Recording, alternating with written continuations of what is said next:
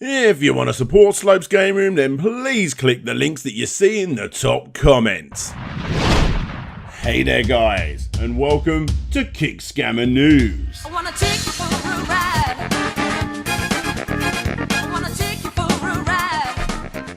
Yes guys, this is DJ Slope from Slopes Game Room, and this is KickScammer News, my review on the last month on places like Kickstarter, Indiegogo and GoFundMe. This is my chance to look at all of the good and bad, of course, on places like those sites. And yeah, don't worry, the normal KickScammer videos will be coming back as well. I've got another one coming up within the next couple of weeks. But for now, let's get right to it.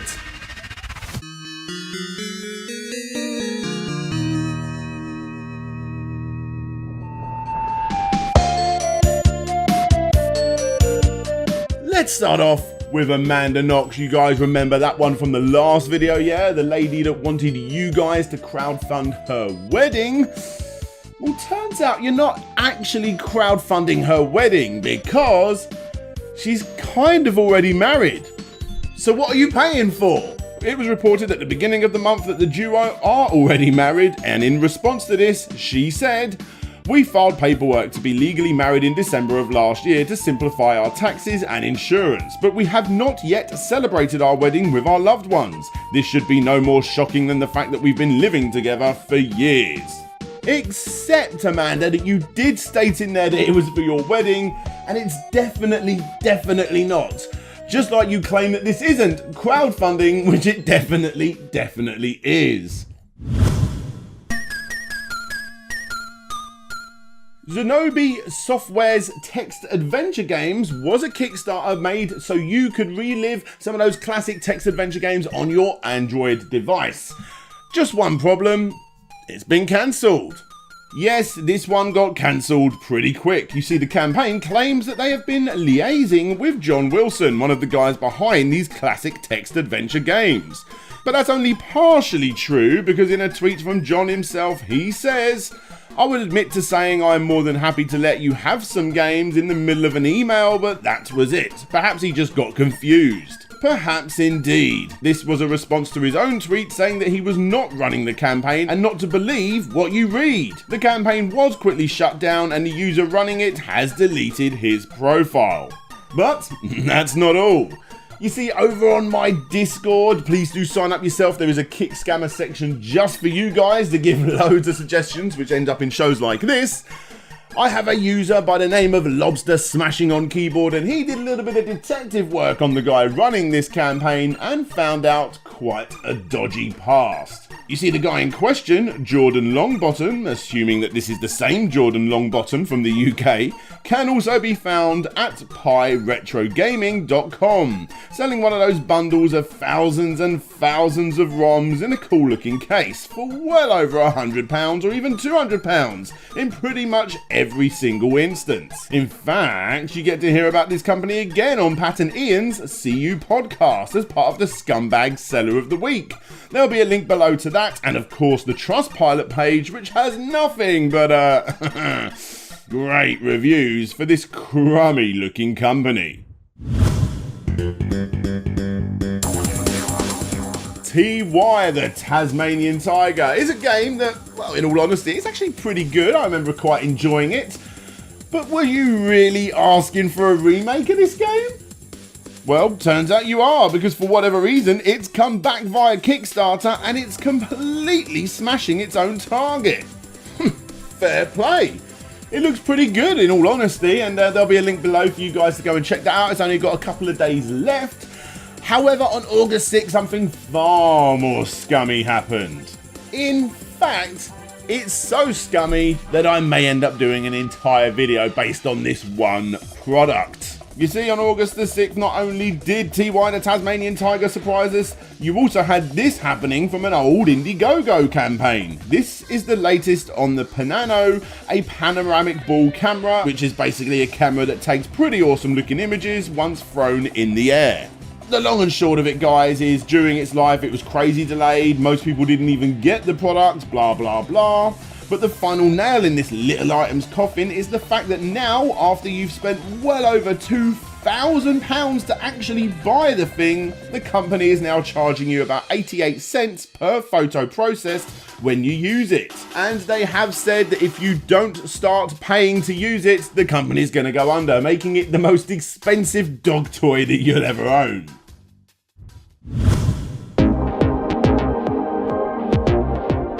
Now, I have got to bring this one up, guys, because it just doesn't sit right with me. It is doing well. It's currently funding right now. So, again, link down below if you want to go check it out yourself. But in my personal experience, this sort of product has always ended incredibly badly.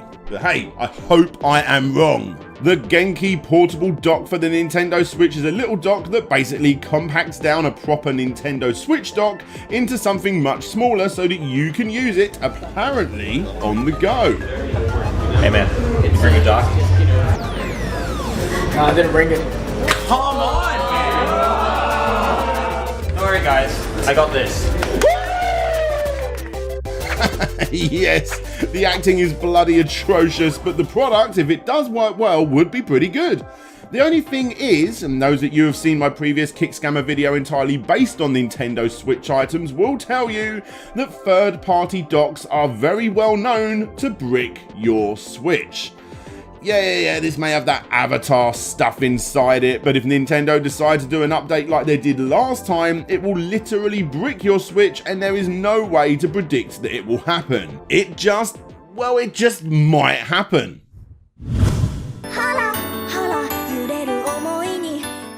On August the 12th, it turned out that 2,417 backers wanted yet another visual novel. Yeah, these things aren't really my cup of tea, and this one in particular definitely isn't. You see, in this one, you get to play as all of your favourite German higher-ups, including Hitler reimagined as hot anime characters. Moving on, but not too far actually. On August the 12th, one of the craziest Kickstarters I've ever seen turned up. A Broadway musical about fish set during World War II underneath Pearl Harbor. Okay, so this is going to be the first song on the show, and it's called Fish Out of Water.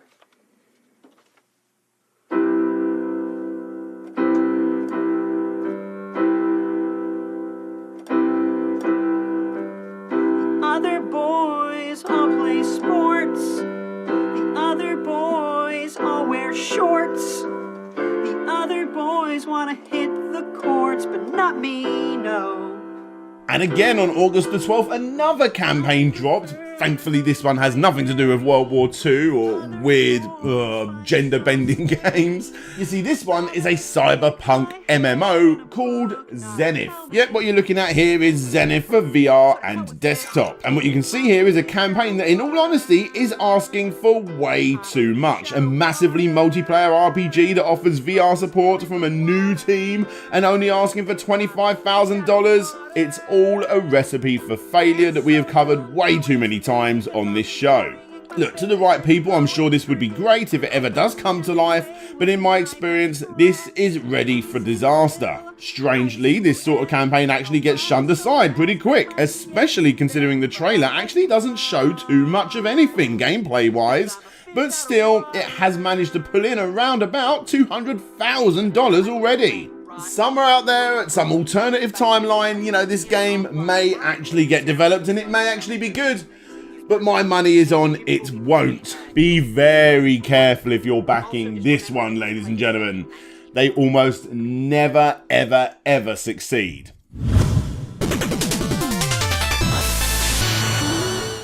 Right, onto something a lot more interesting, a lot more lighthearted.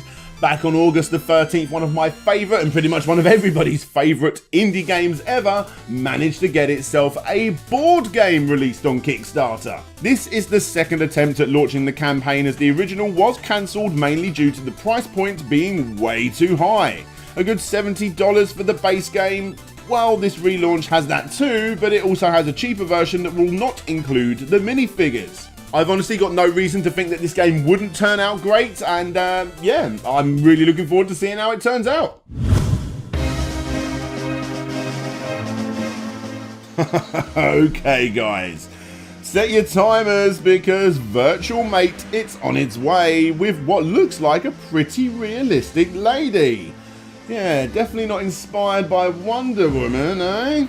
No idea how much this will go for or whatever, but if you're interested in hearing about updates, be sure to subscribe for next month's edition of KickScammer News because I will definitely be talking about it if it does end up on Indiegogo. I wonder if they're going to give out review copies. Tony Hawk's Pro Skater. It's a name that reminisces great times for pretty much all of you guys out there, no matter how old you are. And, you know, sadly they messed it up with Tony Hawk's Pro Skater 5. And again, sadly, we're not going to be able to relive it at all with Street Uni X. Why do I keep doing that? Oh, did I say sadly?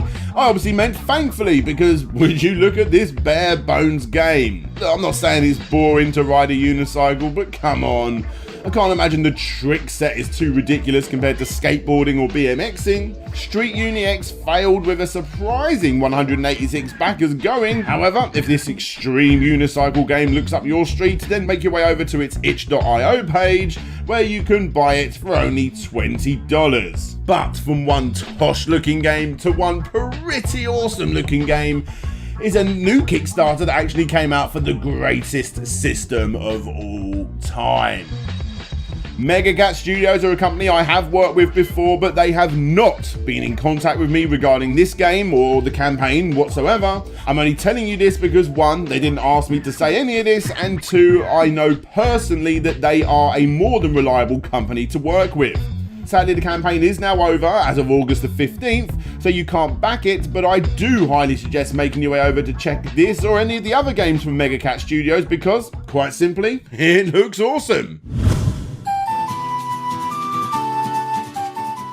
On August the 16th, Nintendo surprised everybody by not suing someone on Kickstarter that was using one of their IPs, The Legend of Zelda. This is the unofficial Legend of Zelda cookbook. Honestly, it always surprises me when stuff like this pops up and Nintendo don't jump on board trying to make something awesome from it. They really should have, because to the right sort of person, this genuinely looks pretty solid. It smashed its $3,000 goal and got it all the way up to $86,179. You can pre-order the book via the link on its page, and honestly, I have again no real reason to believe that this is going to be nothing but a success. The way the campaign owner explains how seriously she's taken it almost made me want to learn how to cook some dubious food myself. Anime fans, rejoice, because there is still time to back one of the only animes that I've actually ever seen. And on top of that, I actually really enjoyed Megazone 23 Omega Edition, and I am actually tempted to pick up the definitive Blu-ray release of the Megazone 23 series. It's still early days, but it's already passed its goal, and the campaign owner has not only backed a good amount of projects himself, but also created several too, all of which are either still on their way or have been delivered. Thankfully, the comment sections on all of those shows that Robert knows what he's doing. If you're interested, I would say that this is a pretty safe bet. Anyway, enough about all of these good, happy-feeling campaigns. I know what you want to see. You want to see the scummy and the stupid. And guys, on August the 26th, we got the really stupid. Can you imagine? Driving 60 miles an hour. We are talking pretty much motorway speeds on this thing. Obviously, it's not going to hit its target, not even with my $1 support. Would you look at this? No, seriously, take a gander, guys, because not only has this campaign been suspended, it's been taken down. This is your only chance of looking at the Pocket PC. Yep, this one didn't last too long, although it did gain over $50,000 at least from people that didn't realise that it's actually a stolen and rebranded on-mix with beefed up specs that simply do not make sense.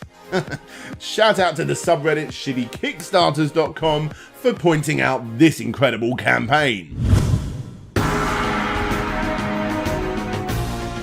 And on August the 31st, guys, that Transformer that I showed you in the last video has had its goal stretched by another 31 days. Still hoping that this one does get funded because I just simply want to watch someone assemble it better than the video that they recently put out. But moving away from all that good stuff and ending this video on something super stupid, you've got this, a drunken fishing game in VR inspired by that one scene in Happy Gilmore. Yep, I back this one too. I sure hope it comes out.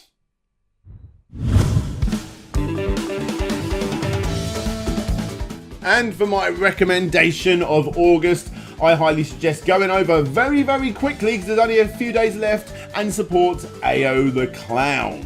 Ao the Clown is basically a beautifully stunning 2.5D platforming game. The way that the clown moves around does remind me quite a bit of those newfangled Donkey Kong Country games, and quite simply, I think it looks completely awesome. A perfect game for the Nintendo Switch, but it's also coming out on the PlayStation, Xbox and Steam DRM-free too.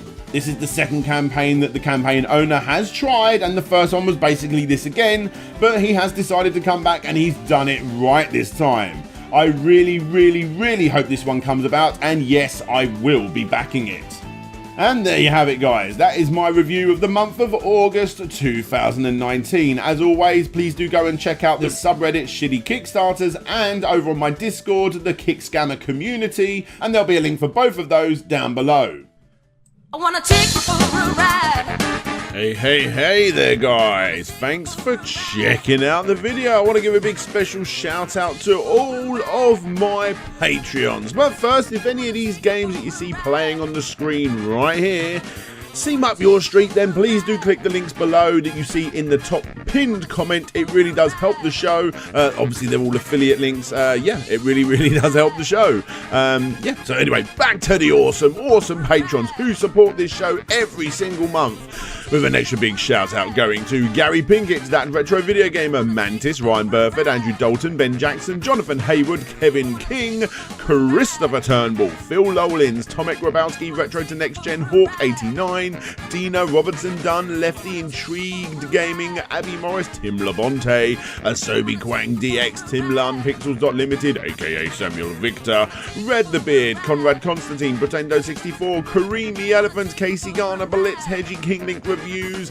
Bew Wrights, Wobbles and Bean, The Wonder Ducks, Yelled Hamburglar, Dan Petit, Mike H. Fell, Lucas Softdale, Ronnie Method, SSWB, Sonex Capita, Jeremy Rodriguez, Nick Pollard, Bram Perez, Marcus Kingimo Cut, Tyndall, the Geeky Dad, Richard Carter, aka Fantastic Dizzy, Todd Paul Float G, and of course, Petty Mew. Is that the last one? Yes, it is. Hey, yes, if you guys want to get your name shown, get your name shouted out, and come see what all these awesome people get all the time over on my Patreon with these random bloggy updates and stuff that I do, let you know what I'm working on, all that sort of stuff. And yeah, you get exclusive rooms to the Discord channel, all of that awesome stuff. I'm completely tripping over my words, so I'm going to get out of here. This is DJ Slope signing out, and hopefully I'll see you all next time.